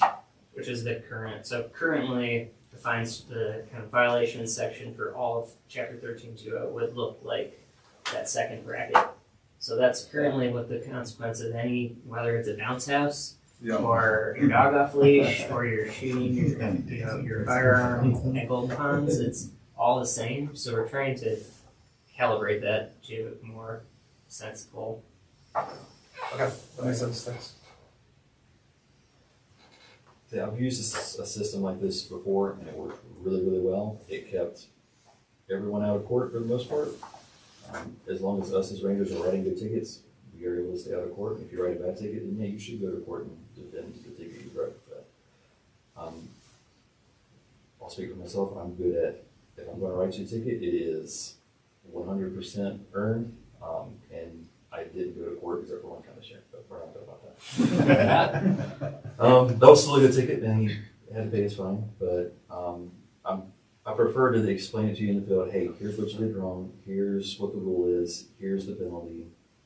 You have your options. If you think that I'm in the wrong and you don't deserve this ticket, please go before court.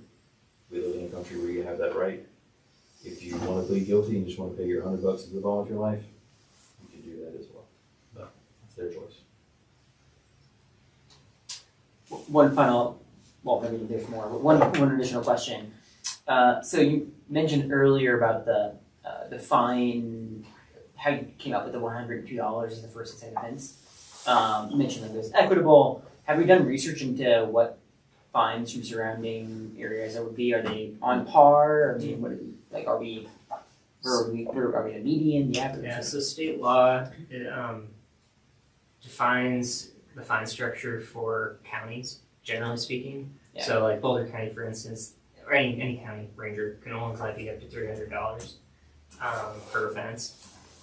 Looking at like Jefferson County, Boulder County, we're probably a little bit lower fine amount for that first offense. There are, I think I was seeing in the $250 range and up, but I think we're trying to find a baseline that covers, that's the best fit for the majority of offenses, and also recognizing, our intent to be equitable and trying to find that kind of lower order, consequence for a lower order offense.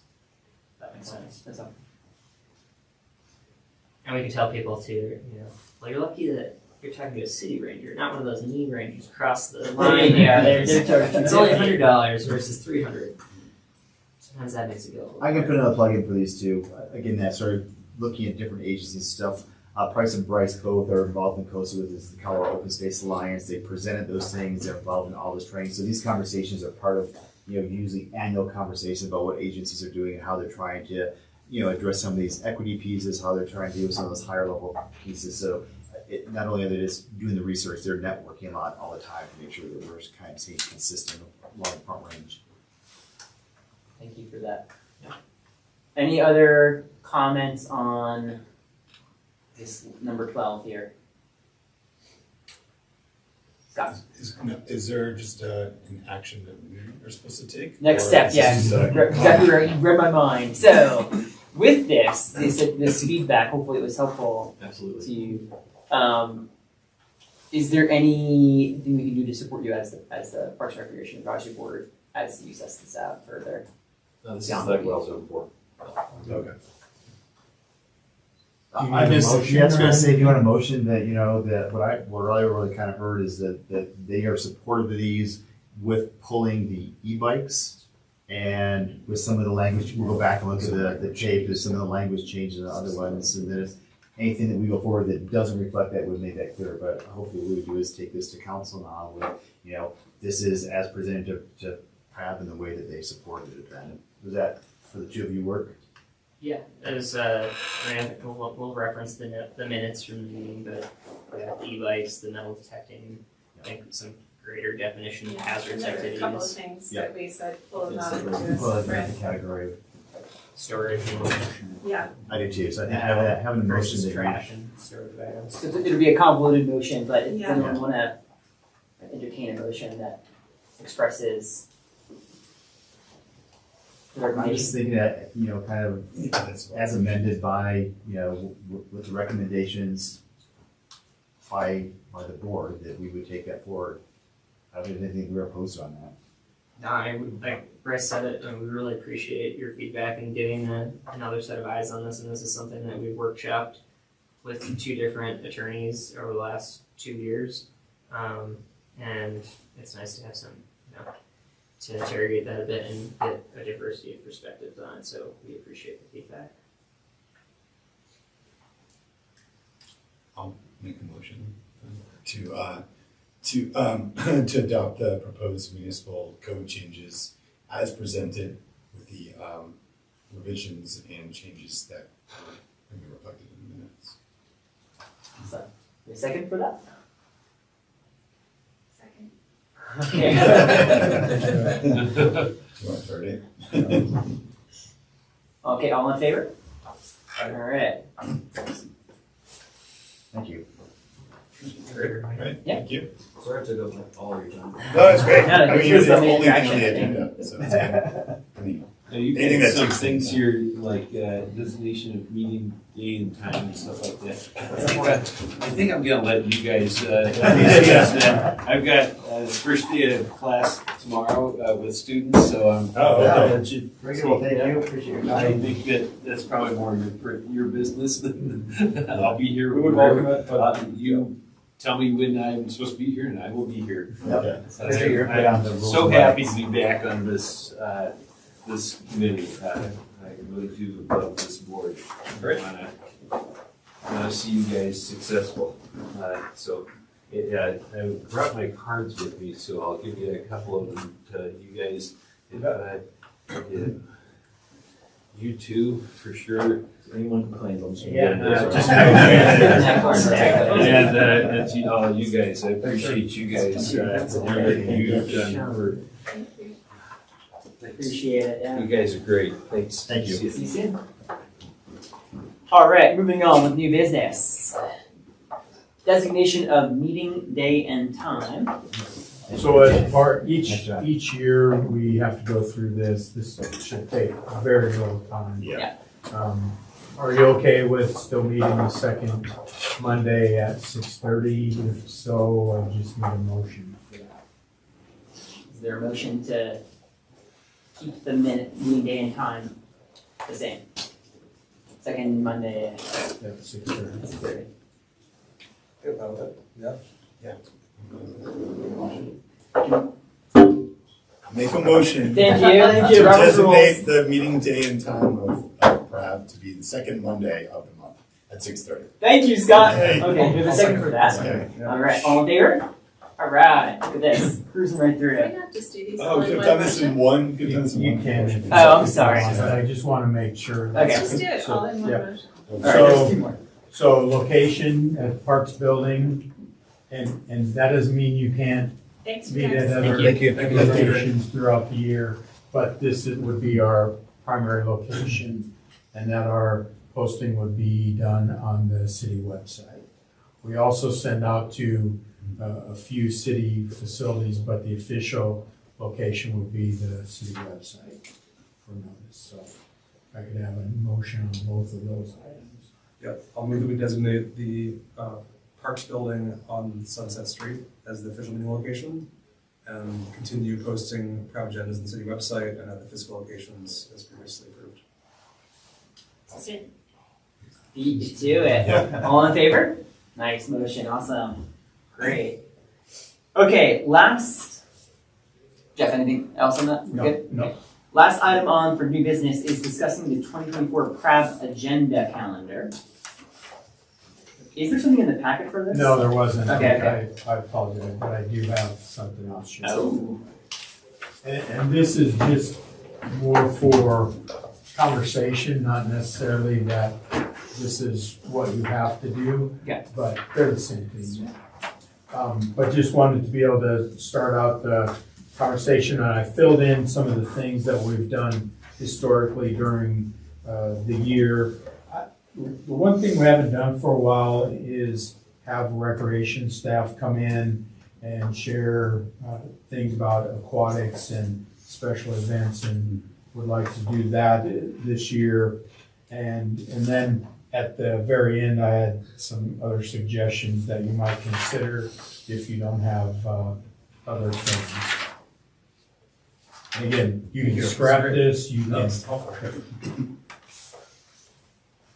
So I had I had made some notes on things, and I was hoping that we could have discussion on several of the things, like, what are we gonna do about the maintenance on the current rec center?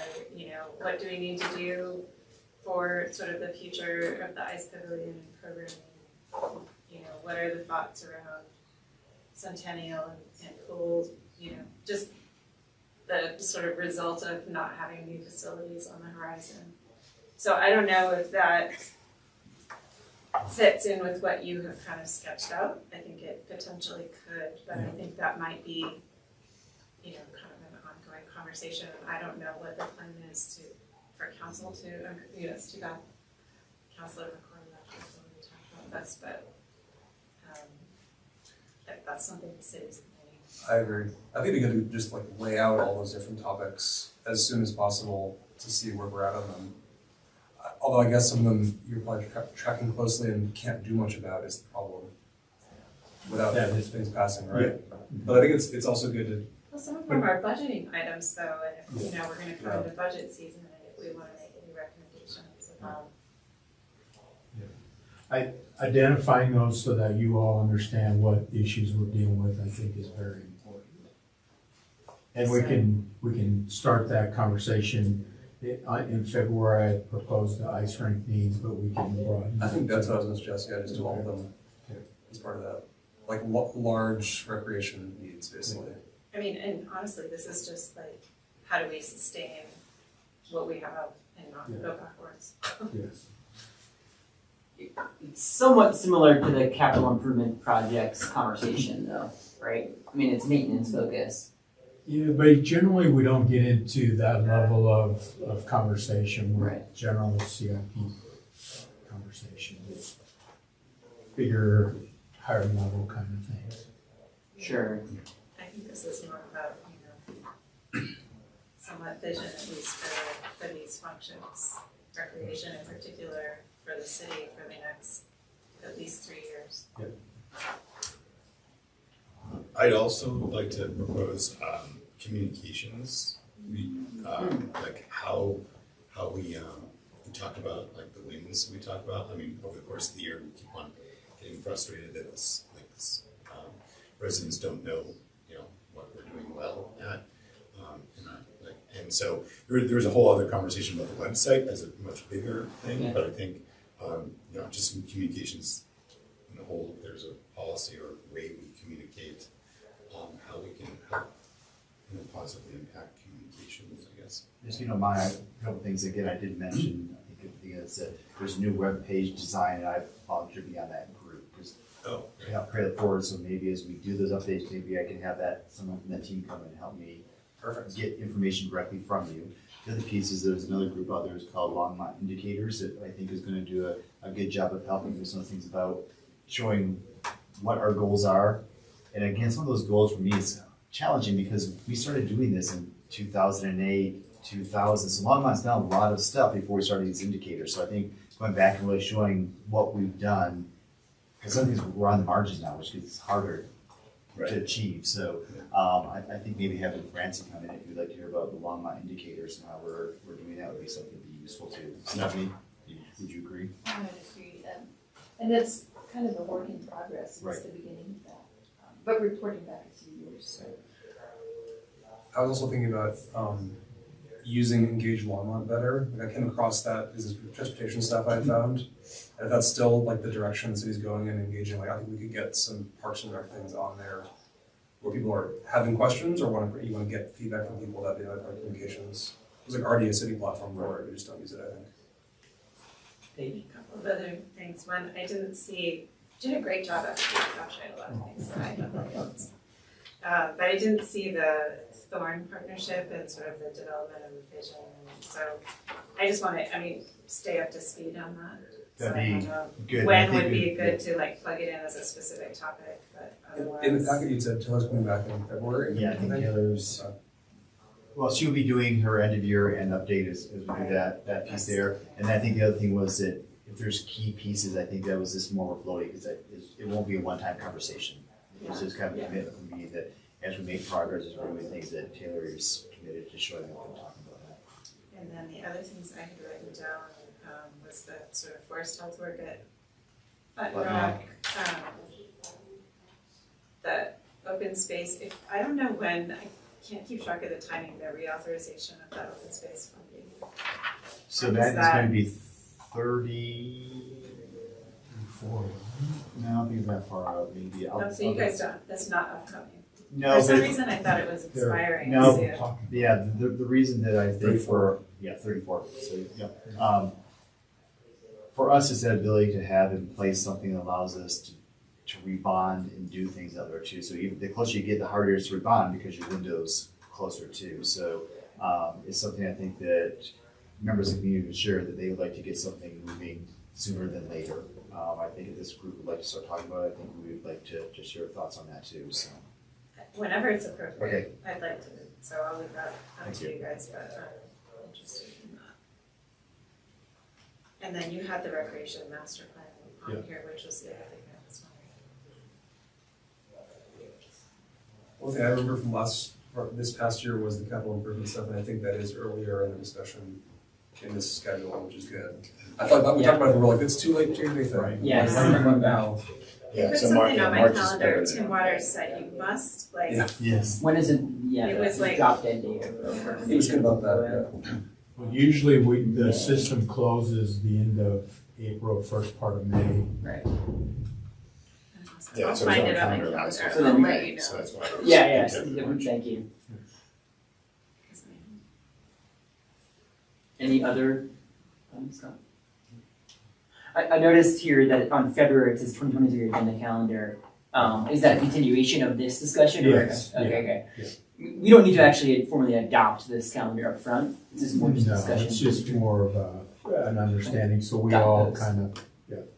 And I think I would just say the facility needs I would probably move to March. I will not be here at the February meeting. Will that be, my only concern is about the budget. We'll be all right, budget wise, yeah. What's that? What are you doing on Tuesday nights? Yeah. Well, we can have it, Ben can cover that, but No, I think it'd be good for you to be Okay. there. Yeah. So we should have our budget recommendations by April, is what he had said. Yeah. And we should be talking about it in February.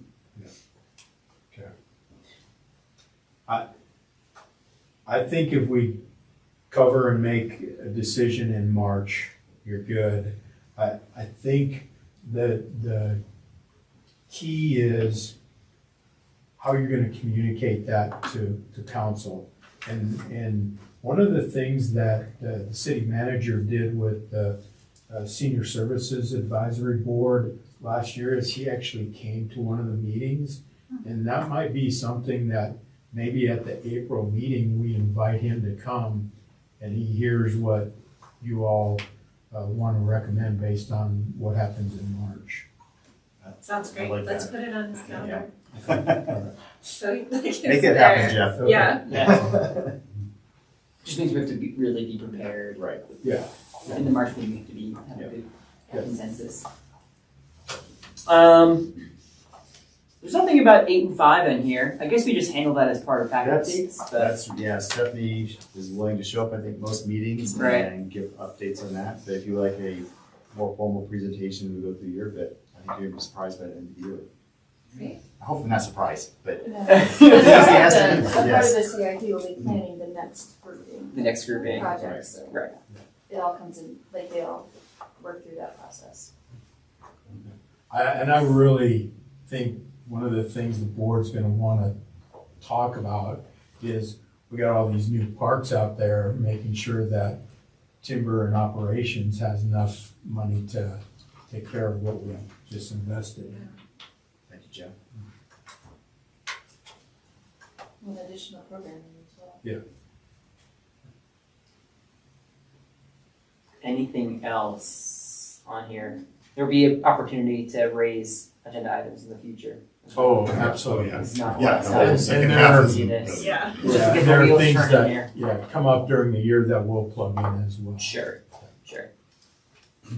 The only thing I thought of that we could probably just do in discussion, but maybe worth focusing on is like long-term trails planning. There's been, I've heard a lot of things, like Steve mentioned things in meetings, or you mentioned things about like, we someday want to have a trail to Terry Lake and do something out there. Like, I think it's really interesting to know that the city has this long-term vision of that. And I think it's embedded somewhere on sub-page 77 of some master plan. But I think it's a really cool vision to put out there that we could be supportive of or suggest, prioritization of that the public doesn't want to know about. And I think that's one of the pieces too that we talk about the e-bikes and transportation. I think transportation has some of those as we look at some of those, Longmont to Lion sort of pieces too, that's probably on their vision plan as well, that if we can get that sort of, us collaborating to show that. Yeah, we just don't know what we don't know, and we'll be there all over it, yeah. We have a coordination with complementary boards in September. Would that be? Perfect. Yeah. Or bring that earlier, Yeah. but it's something that was that's the theme of that idea. But the Parks and Trails Master Plan is where that's currently located, which you Yeah. can't find on our site. Right. No? What'd you say? No. Yes. You said no. It's, Yeah, You I put sort it of up on find- your yeah, bus, it's a hard. challenge. You have to Yeah, go outside to go. I've made my thoughts on information already clear. Yeah. Yeah, I know we're working on that's it. not on. Yeah. That's. All right. If there's nothing else, then we can move on. Discussing items from the packet updates. Anybody have any questions about the packet updates? Scott. I have two quickly. Dry Creek Synthetic Fields, there's references to the meeting. There's Is a there a meeting date? tomorrow, on Wednesday, It's on Wednesday. 6:30.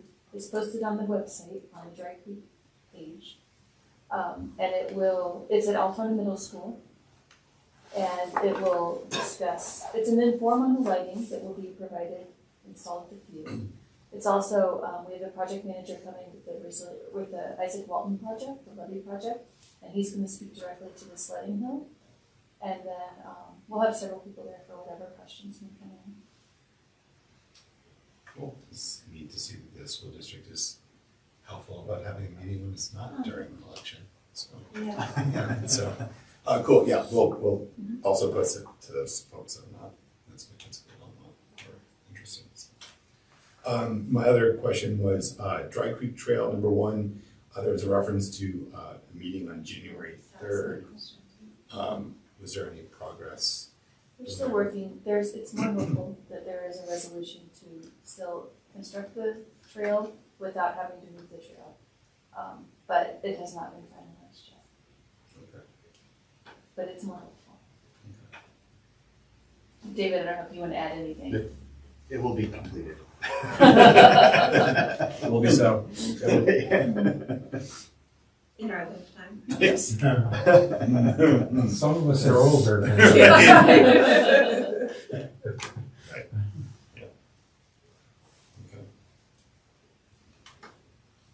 So So you're saying Paige's lifetime. I'm not giving you that much extra time. I was just gonna ask the Olander thing we reviewed, something that's all going forward, council was supportive. Yes. Yeah, and just figure stuff out, that's great. Very quick movement on that. It good to has see. been, Danielle's done a great job.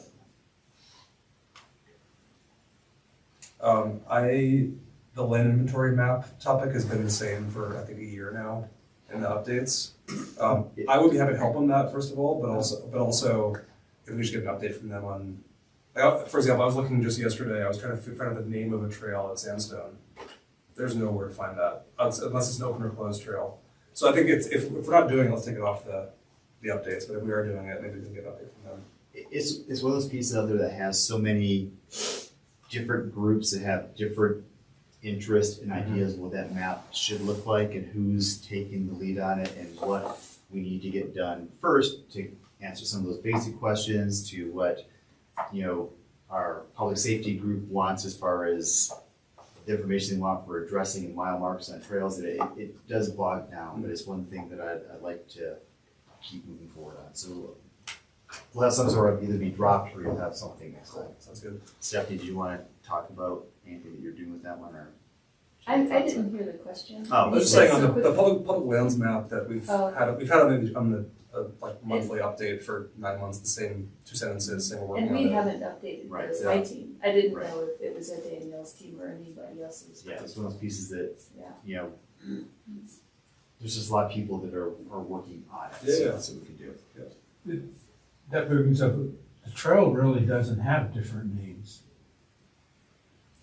For example, I was trying to find out whether the Greenway ends at Golden Ponds and the Lincoln's Gulch Greenway starts there, and there's not, you know, or in Sandstone, is the trail from the top of the hill down to the visitor center have a name for other reasons, There's a street name. but there's no map for Sandstone even, like there's no map of the site of Sandstone. It's just something that we don't do a lot of in the parks, I is actually have kind like of- local maps of the park. And I was looking on some of the outside apps even today, Yeah. because I actually had a council member saying they were getting lost on our trails in town. So I was trying to see if there's something out there that's better. I don't know if your group has anything they recommend for people trying to bike around the community. There are a lot, there are tons of I know, apps. that's the And that's thing the too. thing, it's, yeah, it's, Keeping, Boulder County has one that we worked with them, given our data, they do that. And then they update all the communities within the county, but I looked at that and I didn't feel like it had everything either, so. yeah, there doesn't seem to really feel like there's a good one that someone could just have their phone on and it would follow a map that you could use. It would be great if somebody did that outside of like Strava type of thing. But What's nice about it is that, my last comment, I promise, is that if the city puts that data out there, all of those companies like Strava and Google will take that in and make that part of their maps. Yeah. If the city publishes it properly. So like, it's not your job to make a City of Longmont trail routing app, that'd be crazy. Right. But because there's no data, it's coming from public guesswork basically at this point of what's out there, what's available. And so if you were able to put data out that shows these are the trails, these are allowed uses, this is the surface, that'll all get read into all these apps at no charge to you at some point. yeah, So it's, so there's even like things like on Strava, there's a lot of private people who have created like the Longmont loop. And so it's like, there's a little extension, a number, we have this thing, when we have, you know, our public outreach, you know, tables or whatever. Like, oh, if you want to follow Longmont loop, write this one down, go onto Strava, go and find it, and then you could put it in, and then it would route you around, you know, do the Longmont loop. But there's no really great way of doing that other than that, or sometimes we used to have QR codes that you could scan and switch you back over to that, but it's, but really it would be cool if the city created all of those, so it doesn't look like it's owned by, you know, Chris Burke made Right. this route, and you don't know how it's ever being maintained, or if that's actually the real route, or it goes to his house, We'll or, look into that. yeah, so. Thank you, Stephanie. That's what- Yeah, Tatiana on our team, and I didn't understand where you were going with all of this, but on the wayfinding, it's big, and there's a group that's being put together to really take a holistic look at wayfinding in the city on these trails. But she's got some great ideas and where she's come from. Lots of different means and methods to really improve that experience, is also to get us the information on who's using it and how many people are using it. So Oh, yeah, it's a part of one of her big efforts this coming year. And so I'll talk to her about this before our next meeting. Any others? I just had one, for under forestry. It says that there's, for 2024 planning, over 300 trees have been reserved. My only question is this more, less than previous years? I think that's right around the same number that Right we around have the same there. number. Yep. That's typically what we do, but I'll double check. The standard, okay. Yep. Just because I remember. It's been hard to get them. It's been hard and they go fast. Yeah, I was gonna say, I feel like I've noticed in Old Town where I live, a lot of trees were cut down this year, but for good reasons, like more than previous years, and not all of them were ground, and I don't think all of them are being replanted. And some of that, I asked the city about it, and they said some of that's because of new spacing guidelines they have. Right. But some people have asked about, is this tree gonna be replaced, or are they gonna grind that stump? I think that's a timing and sequencing and contracts thing. Right. I didn't know if those 300 were. Right. That we can go ahead and put on our. I'll talk to Brett about how we can maybe help that, because I do, that's a question I get a lot as well. So if there's a way that we don't have to keep repeating that as an easy place for people It's to one find of it. the suggestions that Jeff had on there, so that's a good Yeah. topic, is like, how does forestry work in the I city? asked you that question. I was gonna say, Jeff just asked me too. Yeah. And again, it really, with Brand's group, it could be new spacing things. It could just be a place that we've had trees and they just don't do well there, be it soil or irrigation. Some of those spots where you get, snowplows throwing salt up on those areas. So if it's a tree that is in our inventory that meets our standard, we'll put it back into inventory somewhere, but it may not be in the same spot. Yep. Can I ask you related? I'll put it later. You sure? Yeah, it's fine. Okay, it's related. Out of curiosity, just Too late. this years ago, we expanded Pike Road, right? And added the bike lane that's there, and we took out like 8 trees or something that was there, and that was a cacophony of people from. What's the feedback since that's been done? Oh, that's another question. I don't know. I have not got, I've never heard I've never anyone got complain since. No. That all of a sudden crosswalk get so much louder because those 8 trees or so. no, I have not heard anything. Okay. I don't know if Phil I'm right. can answer that? Yeah, Phil might be able to, or Jim Anger, and Jim Anger said, Yeah, that's 2 to 7. Yeah. It was these trees. there's those trees. They're about to go build a bunch more apartments there, so Right, they got exactly. the other problems. Yeah. But yeah, it was gonna be like chaos will ensue because. Right. Yeah. Yeah, Jim Anger said I could check with too. So. Okay, well, thank you. Sorry, I jumped the gun. Yeah, it's fine. Items from staff. I was gonna say there's a community meeting from. She waited. I was here for this, sorry. She's your man. So I'll say, Oligarchy Bridge, that we have slated, it did start construction today, so there's areas around there that trail that's blocked off right now, and it'll be that way through the middle of February. It's a pedestrian bicycle bridge. That's all I have. I have a question about the meeting. This happened with the Thompson Park meeting that was great and happened in Central School. It wasn't in the city calendar. And this one's not either. I'm just going to check with if there's a way to get, maybe the new website will resolve that, but I'll have to ask. yeah, I think they're on the websites that you guys maintain, little sub-pages about that project. Right, The our city calendar- communications team does that, and Yeah. I'll ask the communications team, they should know how or if we can add things like that to the calendar. The procrastinating teen fiber club is there. Procrastinating, but not this meeting, which we need to have out there. Procrastinators need it. Yeah. So yeah, it'd be nice to have on the calendar as well, so say. Items from the board that haven't been already discussed? Nope. Okay. Okay, I'll add one. It was a good note. I have 2 new employees that started today, and both of them said great things about Macintosh. Like, you know, there's a lake up in Longmont you can go to for free, and you can go paddleboarding. Uh-huh. And they're like, I'm like, oh, so yeah. So what do you think about that? Well, we always like follow it up with like grabbing a beer in town. I'm like, okay, well, at least you're spending some money in town. We'll get you somehow. So I was like, yeah, we're using our public Rent out some space. PFMs. Yeah. Much I can do. Yeah, exactly. So. Thank you. Okay, with that, Does anyone want to make a motion to adjourn? Sure, I'll move during the meeting. A second? I'll second. All those in favor? Aye, all right. Sounds good.